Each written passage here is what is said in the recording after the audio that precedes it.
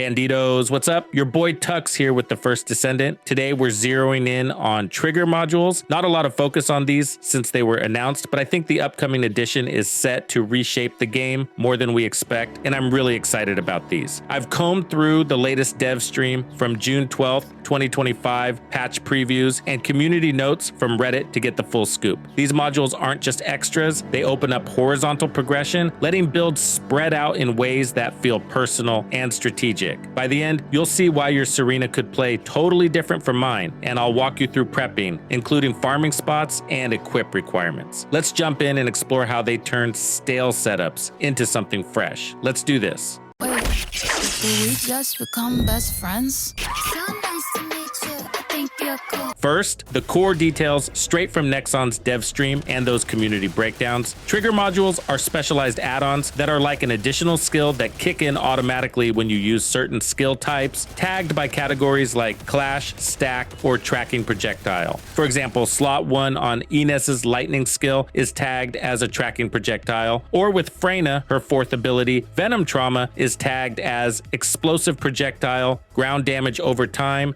and continuous damage. You equip the trigger mod in a new dedicated slot on your module panel, and you can swap them as you please, but it's not plug and play. The trigger modules tie to those tags that every Descendant skill will have with this release. So compatibility forces you to think about synergies instead of slapping on whatever. Here is the starting lineup of trigger modules. The words listed above are what trigger them. Battering Ram, for example, is triggered by Clash, and lots of Descendants can use this, including Ajax and Inez. Some trigger modules don't have tags at all and kick in during more general actions, like reloading or hitting non-weak points or using a skill. Nexon plans to deliver new modules every month throughout Season 3. Now, why am I convinced these will hit harder than the initial chatter suggests? The game's builds right now are locked in a rut. Everyone's running near identical setups because there's no real push to do otherwise. Check my bunny loadout or ones from creators dissecting endgame on YouTube. Crit builds all chase the same 3 or 4 modules like skill concentration or skill insight. Non-crit ones hammer on skill damage multipliers through stuff like tech amplification or focus on tech, and supports fixate on cooldowns, range, and duration for constant action. These aren't varying because the system's formula doesn't give alternatives worth pursuing. Modules lack options for meaningful shifts like trading raw output for utility or elemental twists that keep efficiency close, deviate, and your effectiveness slips noticeably. But since content clears quick anyway,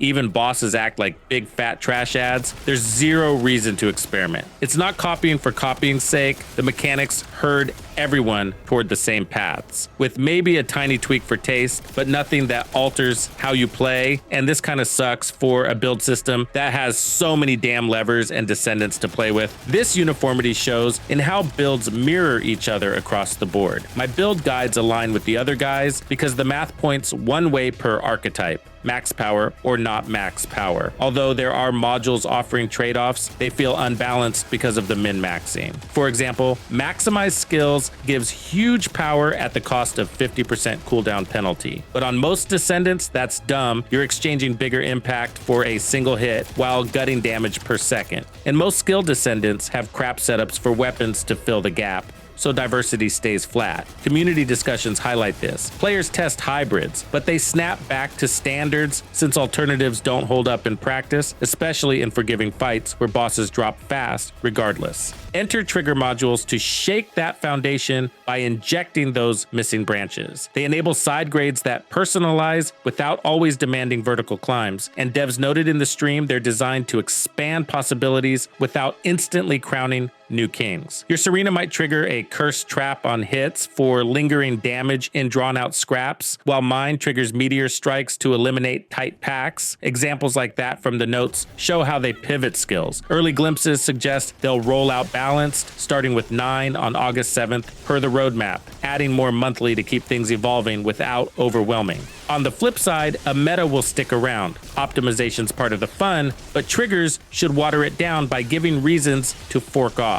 Think setups where a tanky Descendant flips to agile via mobility triggers, or chill effects ramp up for Viessa to dominate freezes. The game's leniency means clears stay speedy, but now it's about matching your style, sparking more replay as you tweak. To gear up, Start farming precursors now, but for the real deal, head to Axion Plains once the update drops. That's the exclusive drop spot from the breakthrough notes. Grind there for blueprints and mutant cells alongside, building your stock. Prerequisites are straightforward. You'll need arcade tuning at level 40, a Descendant with at least 10 catalysts sunk in, and a special item called Axion to unlock the slot. Trigger modules will come with a random effect range. You can dismantle what you don't need, or in November, you can trade them with other players in a new trade system the devs are cooking up.